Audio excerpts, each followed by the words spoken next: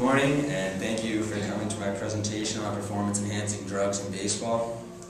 My subject of performance-enhancing drugs is a controversial subject, and I like to focus on the drugs, not only what they do to the human body, but also what they do to the game of baseball.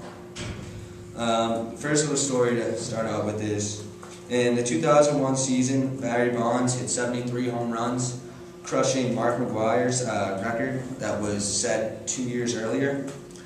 The moral behind this story is both of those players were caught using performance-enhancing drugs. So the whole moral of that story is the superstar athletes are the ones that are taking these performance-enhancing drugs and enhancing their game, rather than the amateur players that are doing it. And where these players, they were granted the body and the God-given ability to hit a baseball, but still they use steroids and other things to enhance their game to make them a better player. But it's unfair to the rest of the players who are loyal to their body and themselves and don't take these steroids. Multiple players like Jose Canseco, who was a former PED user and the teammate of Mark McGwire, said that the desire to take steroids is not only to get back from an injury or to enhance your game, but it's also when you look at the players who have taken them in the past, like Bonds, Sosa, and Mark McGwire. They've had great success on them, and it's clearly helped their game a lot. So that gives younger players and like Canseco, the desire to take the steroids as well. Canseco had a book in 2005 called Juiced, Wild Times, Rampant Roids, Smash Hits, and How Baseball Got Big.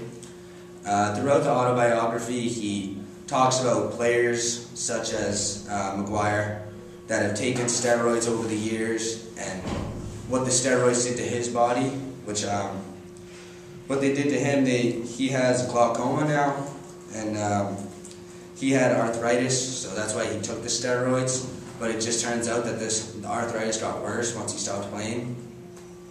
So my next subject is the influence PEDs have on the youth. And almost every amateur or high school player wants to make it to the next level.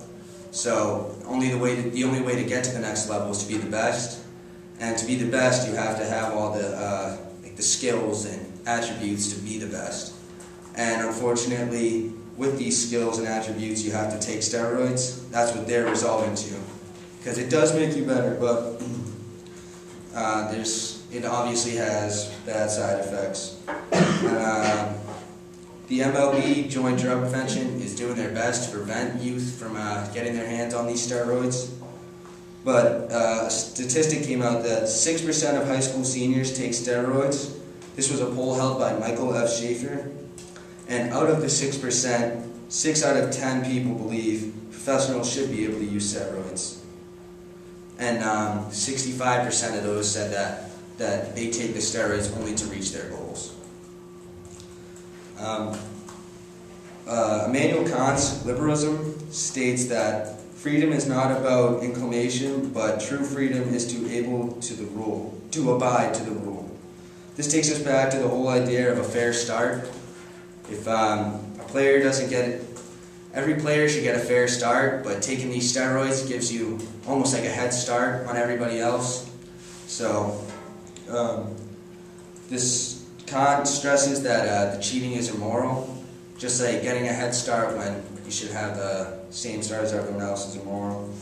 So it's not morally wrong, only morally wrong to take PEDs, but like I said earlier, it hurts your body, and the long-term effects such as cancer and glaucoma are common. The next one I'm going to talk about is communitarianism, which is also takes a part in this because many of you know David Ortiz, who is a Boston Red Sox player. He took steroids, and it kind of affected his reputation around Boston. He was known as a hero, although he still is known as a hero. He kind of lost a lot of respect for everybody because of his steroid use. Thank you. Y esperemos para. Do you want the next part-time as well?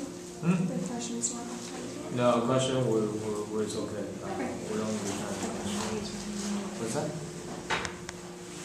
You can stop now, at least we